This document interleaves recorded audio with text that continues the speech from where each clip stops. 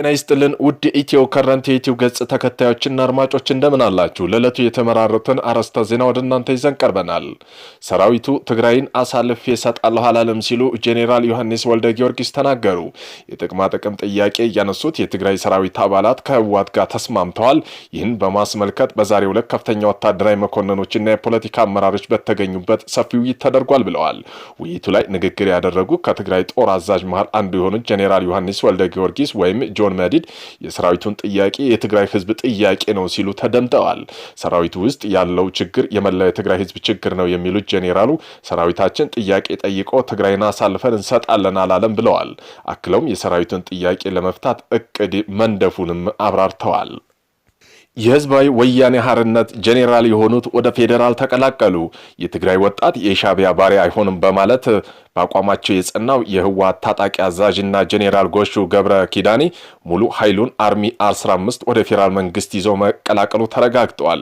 የህወሓት ታጣቂ አርሚ 15 ዋና አዛዥ የሆኑት ጎሹ ገብሩ በቅርብ ጊዜ አንድ ወጣት ከተነካ ትግላችን ከናንተ ጋር ነው፣ ኃይሌን ይዤ እገጥማቸዋለሁ በማለት የህዝባዊ ወያኔ ሓርነት ትግራይ ህወሓት ታጣቂ አዛዦች ማስጠንቀቁ ይታወሳል። ህዝባዊ ወያኔ ሓርነት ትግራይ ህወሓት በሰሜን እዝ ላይ የፈጸመው ክህደት ባህራ መሬት ባለፈው ኃይል ላይ ለመፈጸም በህቡ እንቅስቃሴ ጀምሯል ተብለዋል። ኢሳያስ እንቅልፍ ከሚነሱ ጉዳይ መካከል አንዱ የሆነው ህወሓት ተቃውሞ ወደ ሐራ መሬት የገባው ኃይል ነው። ይህ ኃይል እነ ዶክተር ደብረጽዮን ገብረ ሚካኤል የሚቃወም እኩይ ኢሳያስ አፈወርቂ ይቃወማሉ። ታጣቂ ኃይሉ ህወሓት የሻዕቢያ ሰራዊት በመጋበዝ በትግራይ ህዝብ ላይ እልቂት ለመፈጸም በሰፊው እየተንቀሳቀሰ እንደሚገኝ በመረዳቱ ከነቡድኑ አፈንግጦ ወጥቶ ወደ ሐራ መሬት ነው የገባው። ከዚህ የተነሳ ኢኻራ ከህወሓት በተጨማሪም ከሻዕቢያ ጥርስ ውስጥ ገብቶ ቆይቷል። በዚህ ይህንን ኃይል የሚያጠፉት ሁኔታ ላይ ለሳምንት ያህል ሲመክር የቆዩት የህወሓት ሰዎች ሰሞኑን ከሻዕቢያ አስርጎ ያስገባው ኃይል በታጣቂ ላይ ለማሰማራ በስምና ደርሰዋል። ልክ ያኔ በሰሜን እዝ ላይ የፈጸመው ክህደት በሐራ መሬት ባለው ኃይል ላይ ለመፈጸም በድብቅ እንቅስቃሴ እያሟሟቀ ተገኝተዋል። ሆስፒታል ሜዲካል ዳይሬክተር ከስራ ተባረሩ። መርበርግ የተባለ አደገኛ ቫይረስ የስድስት ሰዎች ከቀጠፈ ማግስት የሆስፒታሉ ሜዲካል ዳይሬክተር መባረሩን አነጋጋሪ ሆኗል። ሜዲካል ዳይሬክተሩ የተባረሩትም ዓለም አቀፋዊ ሚዲያ በቫይረሱ የሞቱ ዜጎች መኖራቸውን በማረጋገጣቸው እንደሆነ የውስጥ ምንጮች ተናግረዋል። ከሰሞኑ ምንነቱ ባልታወቀ በሽታ የስድስት ሰዎች ህልፈት ተከትሎ ማህበራዊ ሚዲያ ትኩረት በጂንካ ሆስፒታል ላይ አነጣጥሯል። በቫይረሱ ወይም ቫይራል ሄሞሮጂክ የተሰኘው አደገኛ የቫይረስ ቡድን ተከሰተበት መባሉን ተከትሎ በተደረገ የሟች የደም ናሙና ውጤት ማርበርግ የተሰኘው አደገኛ ወረርሽኝ መከሰቱ ይታወቃል። የሟች ናሙና ምርመራ ውጤት መነሻ በማድረግ በፌዴራል ጤና ጥበቃ ሚኒስቴርና ኢትዮጵያ ህብረተሰብ ጤና ኢንስቲትዩት በኩል የወረርሽኝ ክስተት ያረጋገጡ መግለጫዎችን ማህበራዊ ሚዲያ ገጾች ያሰራጩ ሲሆኑ ዓለም አቀፍ የጤና ድርጅትም አፋጣኝ የገንዘብና የሟተኛ የቁሳቁስ ድጋፍ ማድረጉ ይፋ ማድረጉን ይታወሳል። ቀጥሎ ከጀርመን ድምጽ ሬዲዮ ጣቢያ ዶቼ ቬለ ለቀረበለት ጥያቄ ምላሽ የሰጡት የጂንካ ሆስፒታል ሜዲካል ዳይሬክተር የሆኑት ዶክተር ቢኒያም አስራት የወረርሽኙ ክስተት ሞት ማስከተሉን ያረጋገጡ ማብራሪያ ሰጥተዋል። ከቫይረሱ ጋር በተያያዘ 4 ታካሚዎች የህክምና እርዳታ ያደረጉላቸው 2 ሐኪሞች፣ 1 ዶክተርና 1 ነርስ ህይወት ማለፉን ያረጋገጡ ሜዲካል ዳይሬክተሩ የሟቾች ቁጥር መገለጻቸውን ተከትሎ ሜዲካል ዳይሬክተሩ ከስራ መባረሩ ተሰምተዋል። የቀረበው ውንጀላ ዓለም አቀፋዊ የሚዲያ ተቋም ድምጽ DW የተከሰተ ሐቅ ያረጋገጠ መረጃ ሰጥቷል በሚል ውንጀላ መሆኑን ከሆስፒታል የደረሱ ምንጮች ለማረጋገጥ ተችሏል። የፌዴራል ጤና ጥበቃ ሚኒስቴር የህብረተሰብ ጤና ኢንስቲትዩት በሰጡ መግለጫ በሆስፒታሉ በቫይረስ የተጠረጠሩ ሰዎች እጅ የሞቱ ሰዎች መኖራቸውን ያልገለጹ ቢሆንም ዳይሬክተሩ ይህን ይፋ ማድረጋቸውን ተከትሎ ነው ከስራ መታገድ የሚገልጽ ደብዳቤ የደረሳቸው። የተከሰተው ቫይረስ እጅግ አደገኛና ገዳይ መሆኑ እየተገለጸ የሟቾች ቁጥር መደበቅ ለምን እንደተፈለገ የታወቀ ነገር ባይኖርም ሐቁን ባለመደበቃቸው የተወነጀሉ ሜዲካል ዳይሬክተሩ ዶክተር ቢኒያም አስራት አደገኛ ዛቻና የስር ማስፈራሪያ እንደደረሰባቸው መሆኑን ለማረጋገጥ ተችሏል። ከዚህም ጋር ተይዞ ከስራ የተባረሩበት ደብዳቤ የደረሳቸው ሜዲካል ዳይሬክተሩ ለማነጋገር ተደጋጋሚ ጥረት ብናደርግም በዚህ ጉዳይ አስተያየት ለማንም መስጠት እንደማይፈልጉ መግለጻቸው ተነግሯል። ሆኖም ግን የእገዳ ደብዳቤ በክልሉ የጤና ቢሮ ኃላፊ አቶ እንዳሻው ሽብሩ ጫና አድራጊነት የተፈረመባቸው መሆኑን ከሆስፒታሉ የወጡ ምንጮች ለማረጋገጥ ተችሏል።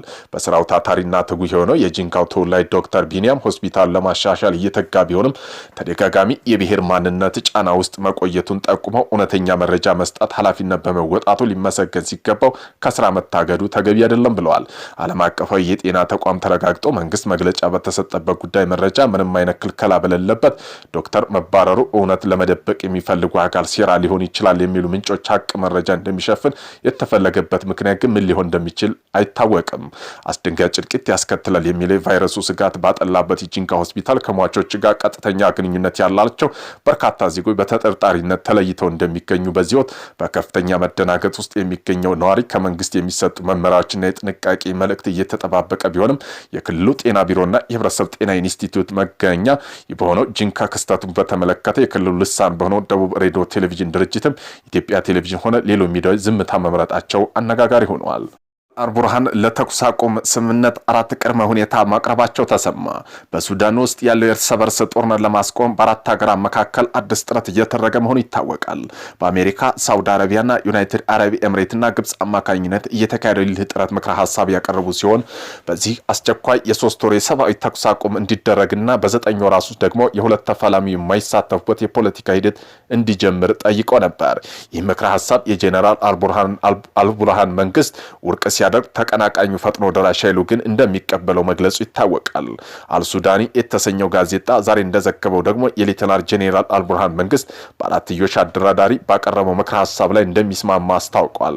ነገር ግን ምክረ ሀሳቡን ለመቀበል 4 ቅድመ ሁኔታዎች ለአደራዳሪዎች ማቅረቡ የተጠቀሰው ዘገባው የፈጥኖ ደራሽ ኃይሉ በቅርቡ ከያዛቸው አካባቢ ለቆ እንዲወጣ፣ በሁለተኛ እንዲሁም የፈጥኖ ደራሽ ኃይሉ ታጣቂ የሚዘጋጅላቸው ካምፕ ውስጥ እንዲገቡና ፈጥኖ ደራሽ ኃይሉ ለቆ የሚወጣባቸው አካባቢ በፖሊስ ኃይል እንዲሰማራ፣ የተኩስ አቁምና ፈጥኖ ደራሽ ኃይሉ የተጣለ የጦር መሳሪያ ገደብ የሚቆጣጠር ዓለም አቀፋዊ ታዛቢ ቡድን እንደሚሰማራ የሚሉ መሆናቸውን አስረድተዋል።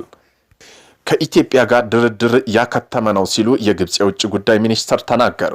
የግብጽ የውጭ ጉዳይ ሚኒስተር በድል አብድላቲ በሰጡት መግለጫ የህዳሴው ግድብ ጉዳይ ውስጥ ወሳኝ ላይ መድረሱን አስታውቀዋል። ሚኒስተሩ አልናህራ የተሰኘው ቴሌቪዥን ጣቢያ ጋር ባደረጉ ቃለ ምልልስ ከ13 ዓመት በፊት ፍሬ አልባ ንግግር በኋላ ኢትዮጵያ የነበረው ድርድር አክትሟል ያሉ ሲሆን እነዚህ 13 ዓመታት ግብጽ በቅን ልቦና ድርድር ላይ ስትካፈል መቆየቱ ኢትዮጵያ ግን ይህን አጋጣሚ በመጠቀም ስህተት መፈጸሟን ተናግረዋል። አብድላቲም ጨምረው ከዚህም በኋላ በየትኛውም የግብጽ መንግስታዊ ተቋም አማካይ የሚደረግ የድርድር በር መዘጋቱን መታወጁን ገልጸዋል። አሁን የካይሮ መንግስት ግድቡን በግብጽ የውሃ ደህንነት ላይ ሊያደርስ የሚችለውን ጉዳት በቅርበት እየተከታተሉ እንደሚገኙ አስረድተዋል። ሚኒስትሩ ንግግራቸውን ሲቀጥሉም ይህ ግብጽ ዓለም አቀፋዊ ህግና በተባበሩ መንግስታት ድርጅት ቻርተር መሰረት የውሃ ጥቅሟን የማስጠበቅ ሙሉ መብት እንዳላት ጠቅሰው ዓለም አቀፍ ማህበረሰብ አሜሪካን ጨምሮ ይህ ግብጽ ህጋዊ መሰረት እንዲገነዘቡ መደረጉን አስታውቀዋል። በዚህ ጉዳይ ከሱዳን ጋር ያለው ቅኝት በተመለከተ የተጠቀሱ ሚኒስትሩ በካይሮና በካርቱም መካከል የአቋም መመሳሰል መኖራቸውን አስረድተዋል። ጨምረውም የግብጽ አቋም በዋነኝነት የሚጠቀመው በሱዳን ሲሆን ግብጽ ፍላጎት ተከታይ ነው ብለዋል። ከዚያም ቀደም ባለው ልምድ ኢትዮጵያ የተናጠል እርምጃ በመውሰዷ ካለ ትብብር ግድብ ውሃ መልቀቋ በመጀመሪያው ጎርፍ ያጋጠመው በሱዳን መሆኑን ግብጽ የደረሰው ቀጥሎ መሆኑን ለዚህ አባባላቸው ማሳያ አድርገው ጠቅሰውታል።